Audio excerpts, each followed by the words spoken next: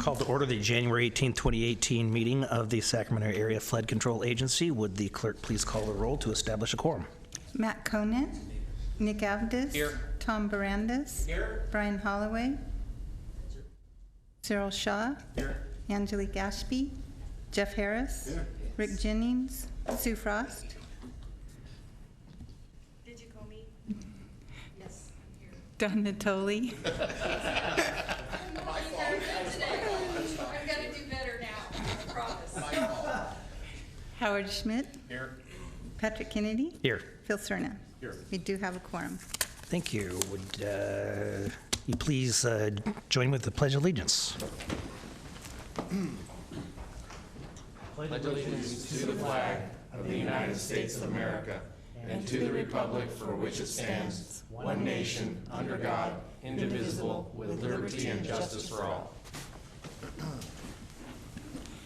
Good afternoon, ladies and gentlemen. This meeting of SAFCA is being broadcast live and will be cablecast without interruption on Metro Cable 14 and will be re-aired on Saturday, January 20th at 2 p.m.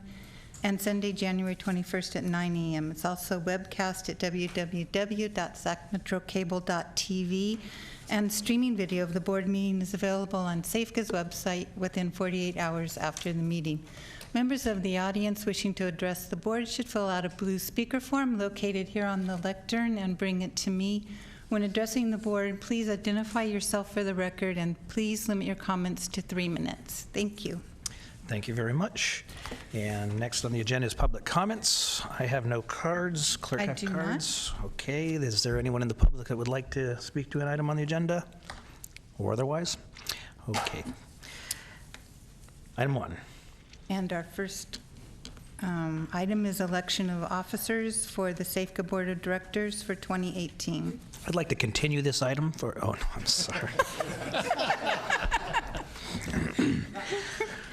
Okay, with that, we will open up nominations for the chair. Mr. Chair, Yes. I'd like to nominate Nick Avdis to serve as chair. Second. Thank you. Are there any other nominations? We will close nominations. And with that, all those in favor of the motion, aye. Aye. Opposed? Abstain. Thank you very much. It's been a pleasure, ladies and gentlemen.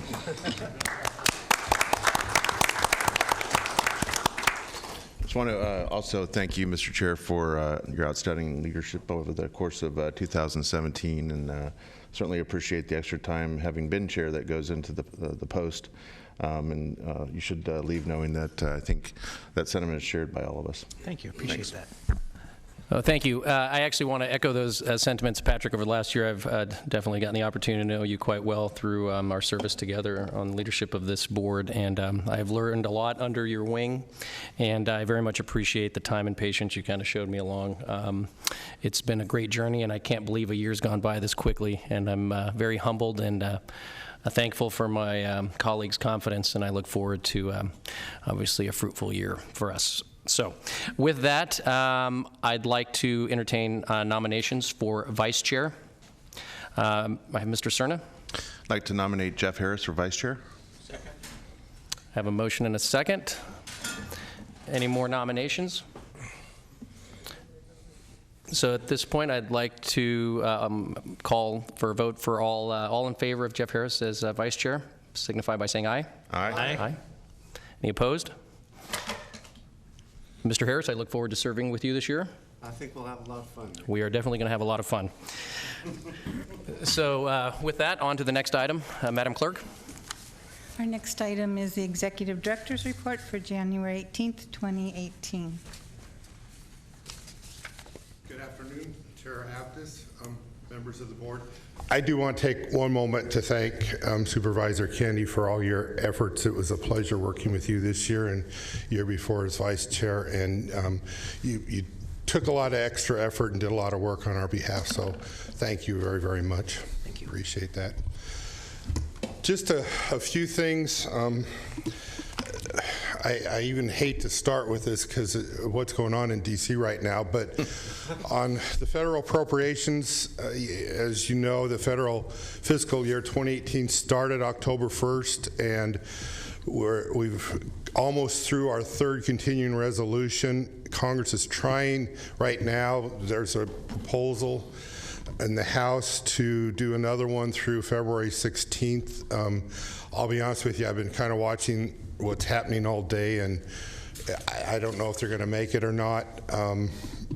So we could be facing a bit of a government shutdown. Actually, the thing that's going to impact us, I mean, a government shutdown impacts us because we lose progress over at the Corps, but the one that's actually hurting us more is not getting a full year appropriations bill. There was, both the House and Senate had funding for work plan in it. We were trying to compete for some additional funding for Natomas in that work plan, for some additional funding for the Joint Federal Project to finish the closeout this year, and to get started on the work that was authorized in WARDA 2016, for example, work down in the pocket in some of those areas. So by delaying that, it's making it difficult. For example, discussing yesterday at a management meeting on the Joint Federal Project, the Corps may have to put off some of the final work that they need to do to get that turned over till next year if there's not a continuing resolution. So I don't know, we'll just have to see what happens here. On Natomas, a couple of, just an update. I put the map over on the side just as a reminder of how the Corps has labeled their reaches. But Reach I, Contract 1, that's down along the American River, down at the bottom end. As you know, we've had 2 protests to date, and they have gone out for the 3rd solicitation. They hope to have it awarded by February 2nd, and hopefully they've addressed everything that the contractors have protested and anticipate anything else so we can get started on that one. Reach H was awarded. Reach H is over on the east main drain from the American River up on the bottom end there. It was awarded this December 27th. They did get a protest last week on that. And so that's being evaluated right now to see what's going to happen on that one. Now, talking to the Corps, it's not just our projects. They said last year they've averaged about 11 protests for every 12 projects that they bid. So it's happening all across on the federal side. Mr. Chair, is there something wrong with the contracting process? 11 out of 12. I mean, well, it's very favorable for it doesn't cost the contractors anything to protest. And so there's actually some legislation being introduced to make it, put a little more pain on the contractor side to get rid of some of the frivolous protests. But I mean, it's very favorable to the contractors. So that's the problem, right? Reach D, this is one that could be impacted. Reach D are doing the pumping plants up along the Cross Canal. Currently, based with the funding that the Corps had, they don't have enough to do all the pumping plants. They were hoping to get work plan money for that. So we probably won't see work plan money before they have to go out February 15th. So they're looking at their options, whether they do a smaller contract or put options in, or how they're going to handle that. But that one definitely is getting impacted by what's going on in DC. They are going to use a different contracting mechanism to see if it helps reduce it. The other 2, they did a best values, so it's a combination of the bid price and how the experience of the contractors. This one that they're doing on Reach D is just going to be a low bid, and so they still get protests on those, but they're a little easier to handle. So we'll see what happens on that one. So I do want to switch to some better news. So the American Society of Civil Engineers, Region 9, so Region 9 is the entire state of California. There are 4 regions in the state. So our Flooring Creek multi-use basin project was awarded as the Region 9 Outstanding Sustainable Engineering Project. So we wanted to say congratulations to all of those that helped make that happen, and particularly to Pete Gelfie. That was his brainstorm, and he saw that through. So anyway, good to get a little bit of recognition on that. So with that, that's all I had for now. If there's any questions. Any further questions for Mr. Johnson? Thank you, Rick. Thanks. Next item, please. Next item, consent matters. Items 3 and 4 are in order. I'll entertain a motion. A motion by Mr. Holloway, a second by Mr. Conant. All in favor? Aye. All opposed? Any opposed? On to the next item. Separate matters, item 5, resolution number 2018003, amending Safeca's contracting policy. Good afternoon, Chair Avdis, members of the board. Jason Campbell, Deputy Executive Director. In a couple of conversations in the recent past, we had discussed a little bit about contracting and a few other things. So based on a couple board members' requests, as well as some information provided by the executive committee, by the finance committee, we thought we'd bring this board item together with a contracting policy, as well as some information regarding our business model at the same time. So today we are asking your board to review the proposed revised contracting policy for Safeca.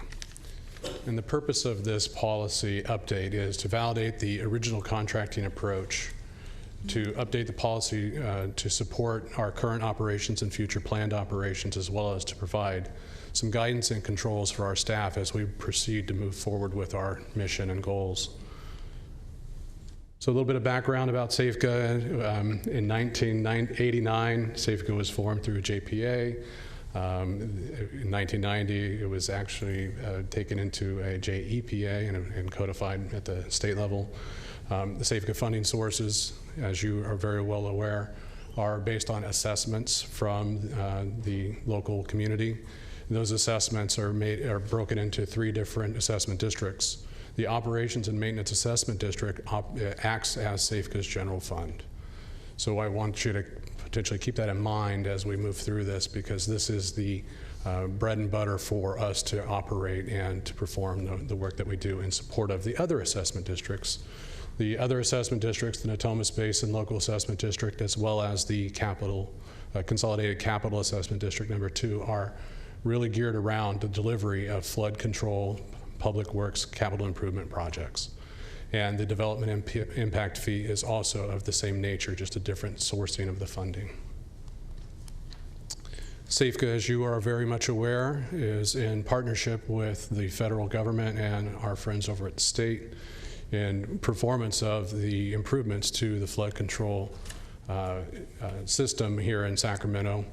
The federal government is the primary purveyor of these flood control improvements, and the state is well aware of the need to continue to improve these systems.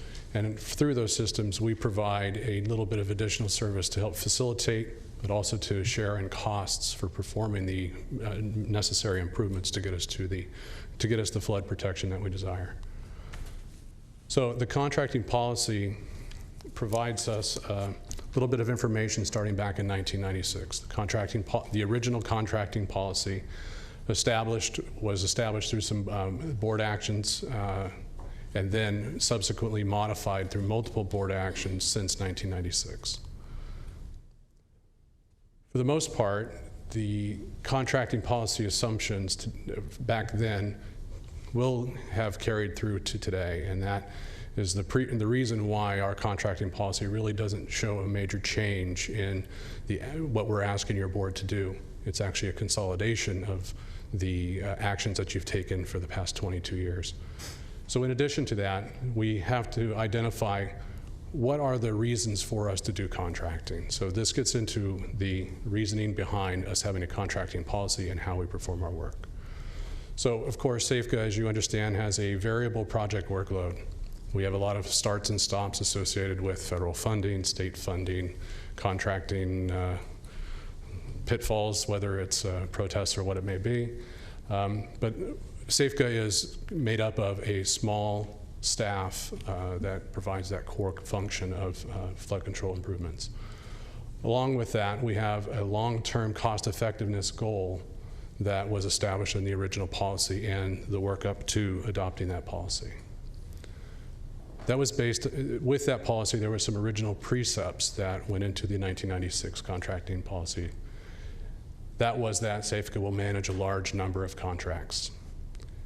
SAFCA will procure and manage in the most cost-effective manner and the most efficient manner, because these are public funds coming from assessments from our community. In addition, contracts will be based on well-defined tasks to start and amended as more scope or more definition comes forward.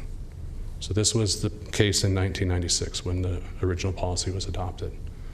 So today what we'd like to do is validate that those original precepts still exist. And I believe, and we believe as staff, that those precepts are still in place and valid today going forward. We still have a very variable project workload, and that will continue over time. We have a small staff considering the amount of work that we're being asked to do, as well as the amount of work that we could potentially affect. And then the long-term cost effectiveness is going to be dependent on the balance between the demand of resources and the ability to provide those resources. In this case, the resources are really labor and money. So when we think about those demands and those resources, we take a look and we have to step back and understand what capacity we should be planning for. So we have to understand how much capacity do we need? When do we need that capacity? What types of capacity do we need? Not all engineers are created equal. Some may defer with me on that. But we do have a number of technical experts that we contract with, and we need to be able to identify all of those different types of capacities that we need to build into our makeup of SAFCA's delivery. And then how do we add that capacity? So again, capacity planning, SAFCA's baseline capacity is amongst us employees and the resources that we have through our assessments. As these projects, which are somewhat represented by these three columns, those could be considered projects as an example. As those projects ramp up, we have a need for more capacity above that baseline. And where that new capacity comes into play is where we start to talk about our contracting. So the purpose of SAFCA's contracting is really to add capacity to meet our variable project workload and to meet the various mix of needs for the projects and the other functions that we perform. So in that vein, we have basically 5 contract types that are identified in the proposed policy. Real property is pretty self-explanatory. We have a number of right-of-way acquisitions and contracts that we perform or have performed or work through. We have also, for example, a lease for our space that we call our home office. But overall, we also have a number of interagency agreements between the counties, the cities, your flood control districts, and reclamation districts. Those different agreements and agreements that we may have with the state and others provide services that maybe we have signed up to do in relationship to the projects that we've performed, or it's really just for the performance of the tasks and duties that we need. For instance, the county interagency agreement, the county provides a number of internal services for SAFCA, whether it's mail courier services or all the way up to Treasury handling our SAFCA funds. So there's a number of things there. In addition, SAFCA requires commodities and equipment, and we have contracts and purchasing activities that go on there, whether it's stationary or just a copy machine or whatever it may be. But our primary 2 needs are in the arena of public works and professional services. So when we talk about those 2 major items with SAFCA's purview, we talk about contract procurement. And the major components of project procurement are governed by the many different public works laws that the state of California has and that we have to abide by and work with. So in any instance, when we define a public work, which is what we are dealing with our flood control improvements, these capital projects have guidelines as far as the threshold of a project based on the dollar amount, the authority for somebody to actually award that contract, and then the process of how it's procured. So as you can see in this chart, depending on the level of, or the value of the work, you can kind of see that there's some rules that we have to follow and some hoops that we have to jump through. But in the end, ultimately, what we're looking at is the ability for us to deliver projects, and that requires resources. So these construction contracts are really meant to move forward so that we can build the construction improvements in the field, but for SAFCA, it means that we have different aspects of what we need to follow in order to get those projects out to bid and ultimately constructed. So based on the thresholds that you can see here, the public contract code, we have formal bidding for anything that goes above $175,000, meaning that we have to put together a set of plans and specs that's approved by your board, and then ultimately it's bid out, and then your board approves those contracts. Under that threshold of $175,000, we have a number of options, as you can see. Just last year, your board adopted the SAFCA version of CUPCA, which is the California Uniform Public Construction Cost Accounting Act. And what that did is it provided us the opportunity to be able to do informal bidding for projects under $175,000. With that, we have to report to your board anytime that we use that methodology for delivering contracts. In addition to that, like any other entity that performs this type of work or may have to deal with emergencies, we have those emergency requirements where the executive director is afforded to react or respond to an emergency up to a certain limit and report back to your board. But those are the primary fundamental things that are associated with our public works delivery procurements. Along with that, we have a number of professional service procurement contracts that we need to, a number of professional service agreements that we need to procure to provide the primary support for our capacity that I was discussing earlier. So for the most part, SAFCA is a facilitator for these projects. If it's an early implementation, we're on the planning side and we're procuring an engineer that may be modeling the system to make sure that we're getting the right amount of flood control based on the water surface elevation in the river somewhere. We may have a geotech that's out there doing some work to identify the types of soils and what kind of improvements need to be in place. All of those things really lead into us needing to procure services in order to be able to get that technical work done. Those professional services are procured through what we call a qualifications-based solicitation. Request for qualifications is typically written by our staff or by a consultant that's hired to write it, depending on what it is. Somebody that is knowledgeable about what we're trying to procure. Those RFQs are then sent out to the community, the consulting community, to respond with what is called a statement of qualifications. That statement of qualifications is then ranked based on the qualifications criteria established in the RFQ. And then in some instances, it's a single contract, and others we may have a multiple award. And I'll show you a couple examples of when we've used multiple awards for a qualifications-based solicitation. In addition to the services provided by engineers, attorneys, or any of the professional ranks, we also have requests for proposals that may have some qualifications or special other things. Some of the examples that you may often hear, towing service, for example, you need a tow truck. For application of pesticides, things like that. Those may not fall within the same ranks as what you would normally consider a professional, but they do have specific qualifications. And in those, we may ask for an actual proposal rather than just basing the solicitation or the award off of a qualification. So a couple of examples of our multiple award solicitations. With the levy accreditation project, we had a professional services RFQ go out in July of 2013. That was primarily for engineering services and geotech and the support to put together a design. So that RFQ process went and turned into a contract that was awarded by your board. Ultimately, it led to a set of design plans that was approved by your board, and then it was bid in July of 2017. As you can see from the chart on the right there from our budget documents, that $17 million worth of work was budgeted into this year. So that shows you the award for both the line of professional services onto the construction contracting process. Just one example of our procurement process.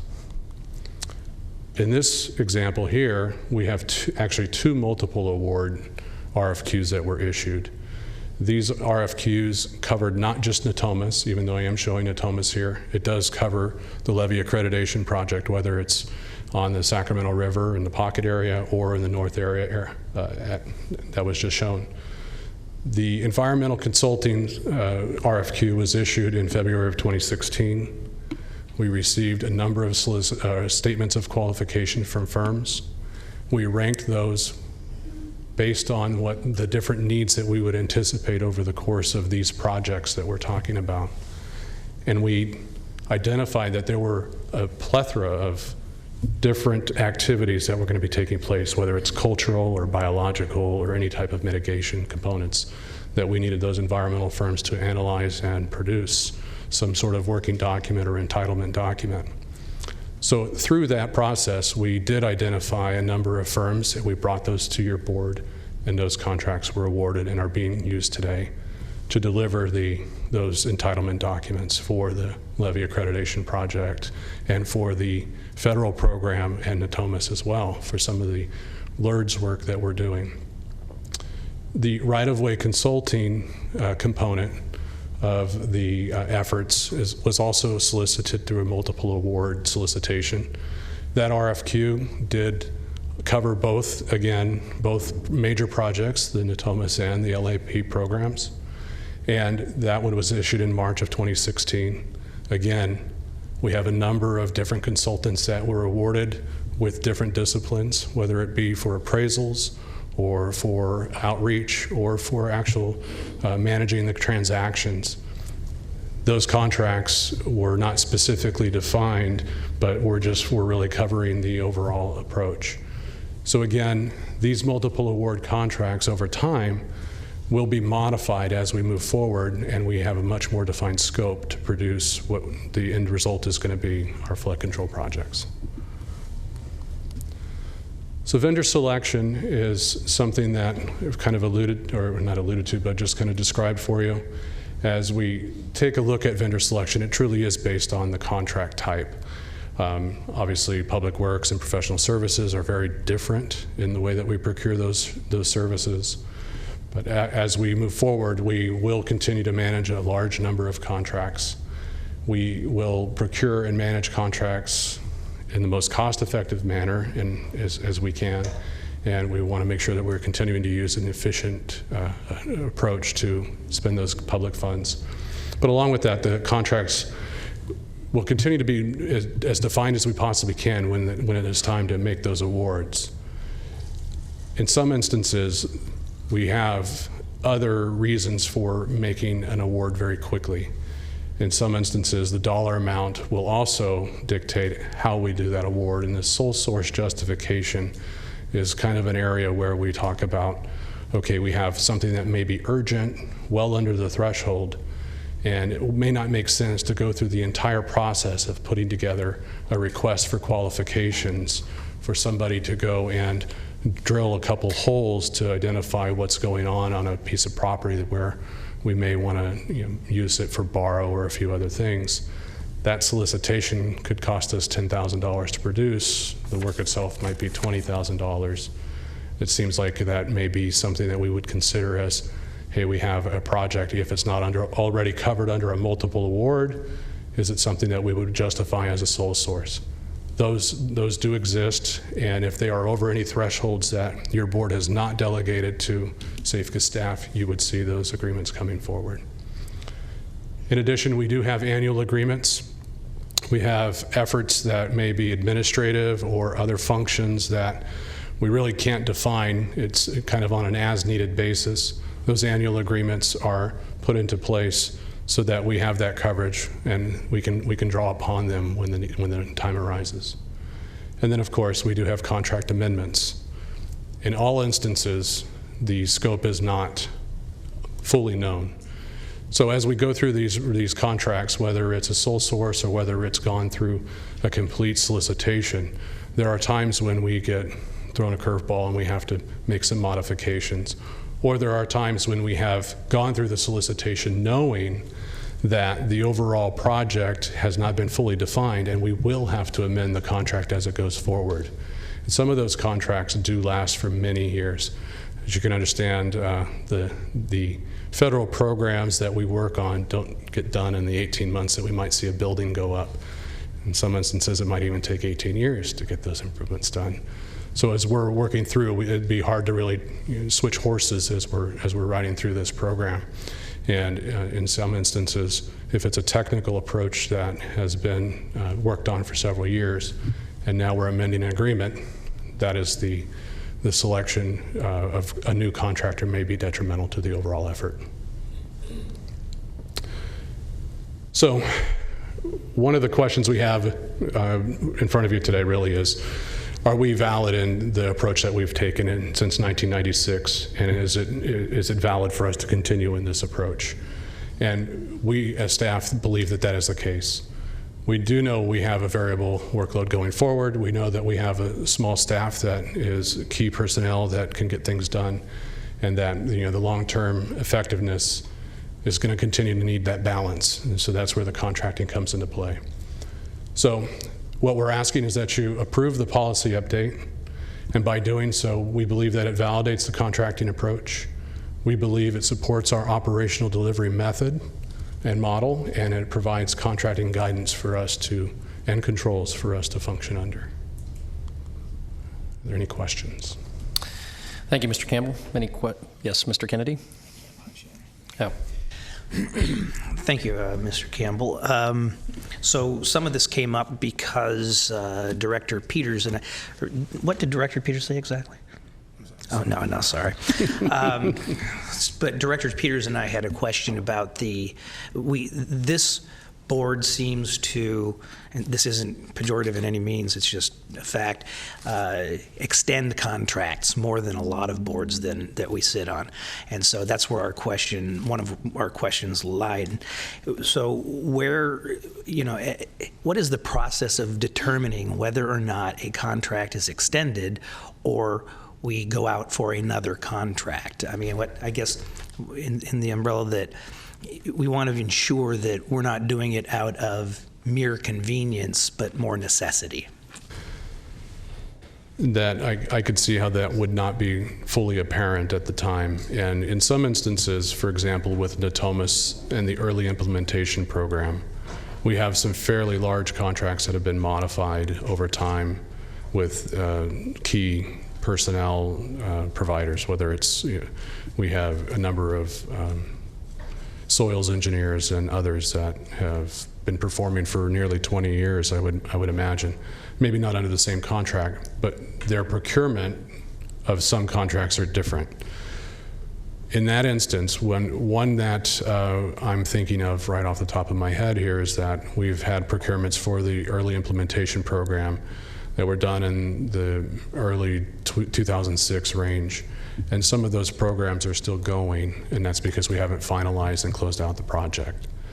So to maybe venture away from the original folks that were there to help us with closeout or to continue some of the efforts that they had, it's not as easily explained. And some of those agreements, when we bring those amendments to you, you see there's like 6 or 7 pages of background information of these were the modifications that were made, this was the original procurement. And we don't want to necessarily, again, change and go to a different consulting firm for the closeout. To answer your question about some of the other agreements that may not fit that mold, we do have a number of discussions internally, and this policy, I think, helps shape that. We have those discussions. It is about efficiency and making sure that we can get these items to you or get them completed as quickly and as inexpensively as possible. And like I mentioned, it sometimes would say, okay, are we going to move forward with a request for qualifications or just change to somebody else that we need to bring in order to change it up? Or is it more efficient for us to move forward with somebody that we already have under contract and that we already know is performing something similar or something complementary to the task at hand. And we would bring you, that's when we bring you those modifications. Some extensions, however, may simply be that there really isn't anybody else available. So without having a specific one in place, I can tell you that we do go through, and I'm sorry I'm not explaining this very well, we do go through an iterative process. Legal counsel makes sure that we are doing things very on the up and up. My responsibility is to make sure that we're doing things on the up and up and that we're following the policies and the rules that are going with it. And we could probably do a little bit better job in some instances of giving you that information and sharing that with you. Yeah, in fact, I was going to, following up on that, maybe suggest what we can do is up front give a better explanation of our rationale for why we're doing a particular contract method. I think that'd be helpful. Okay. Thank you. Any other comments? Chair Abdus. Yes, Mr. Shaw. Thanks. I want to thank you for the work that you've done on this. Sometimes the path of least resistance is just working with the existing policy, and it was interesting to look at it in the in committee. Is that it was the existing policy was kind of a quagmire of different policies and dollar amounts that were sometimes created for an emergency, sometimes created for a very small project or a very large project. It was almost a written history of flood protection over the last 25 plus years. And so I think that this is helpful. It's easier to understand. I think it will make staff even more, our lean staff, as you've pointed out, even more effective. But I do appreciate, want to point out and appreciate that pretty much anything over $45,000 does the awarding authority is the board, and I think that's important. Not only gives us an opportunity to vet the project or the contract, but it also gives the public the opportunity to hear about it, to offer their input. The one exception, and this is where my question lies, is the $45,000 to $175,000, and that's the informal bid, the CUPCA method you had mentioned. Can you give an example of when we would use we might use that informal bid, when that would be more effective? And then also just refresh my memory what the difference is between the informal versus the formal bid process. Absolutely. So with CUPCA, it is a public works delivery method. The CUPCA program allows you to basically move forward with construction projects without plans if need be. A lot of times this might be coming into play when you have an item such as maybe you need to replace a fence and it may go around a ranch somewhere. That could be a costly item that goes above the $45,000.